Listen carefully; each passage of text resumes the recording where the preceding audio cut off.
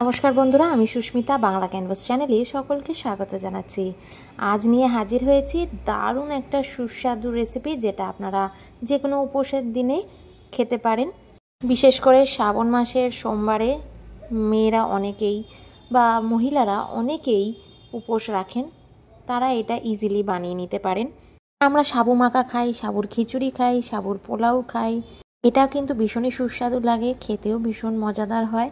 তো চলুন দেখে নেওয়া যাক আজকের রেসিপিটা।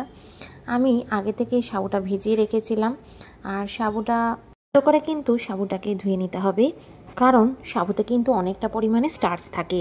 সাবুটাকে 1.5 থেকে 2 ঘন্টা আমি ভিজিয়ে রেখেছিলাম, তাতে কিন্তু হয়ে যাবে। এবার আমি আলুটা এখানে দিয়ে দিয়েছি। সেদ্ধ আলু আগেই করে নিয়েছিলাম, আলুটা এখানে ভালো করে হাতেই স্ম্যাশ করে নিয়েছি।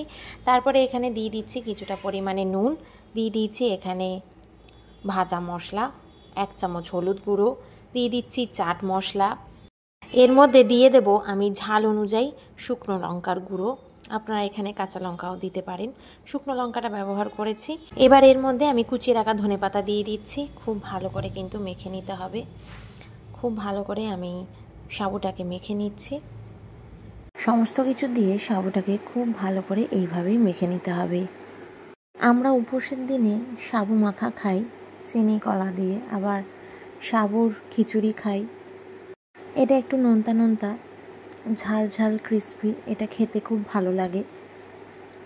এটা অবশ্যই বাড়িতে আপনারা ট্রাই করে দেখতে পারেন, খেতে খুবই ভালো লাগে। সমস্ত কিছু আলু আর মশলা দিয়ে আমি এটাকে মেখে নিয়েছি।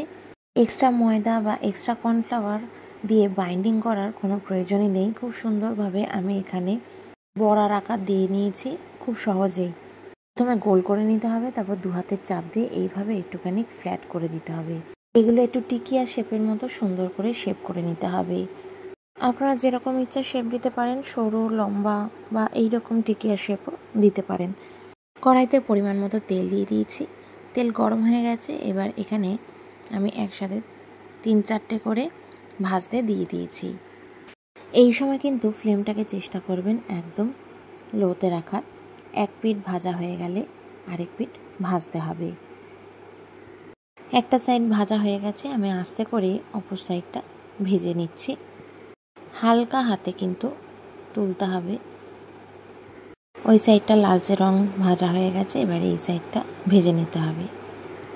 গোল্ডেন ব্রাউন করে মিডিয়াম টু হাই ফ্লেমে বড়াগুলোকে এইভাবেই ভেজে নিতে হবে।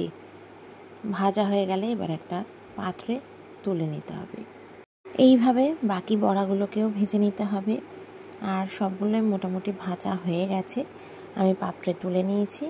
আর উপর দিয়ে অল্প ধনেপাতা দিয়ে আমি এটাকে গার্নিশিং করে দিলাম। আপনারা এটা সস দিয়েও গার্নিশিং করতে পারেন, খুব ভালো লাগে। সন্ধেবেলা স্ন্যাক্স হিসাবে এটা খেতে পারেন, খেতে দারুণ লাগে। আশা করি আজকের ভিডিওটা আপনাদের ভালো লেগেছে। ভালো লেগে থাকলে অবশ্যই কিন্তু লাইক, শেয়ার, সাবস্ক্রাইব করবেন। পাশে থাকা বেল আইকনটা অবশ্যই প্রেস করবেন নতুন ভিডিওর জন্য। আপনারা খুব খুব ভালো থাকবেন, সুস্থ থাকবেন, সাবধানে থাকবেন। আপনাদের সাথে আবার দেখা হবে নতুন একটি রান্নার ব্লগে। টাটা।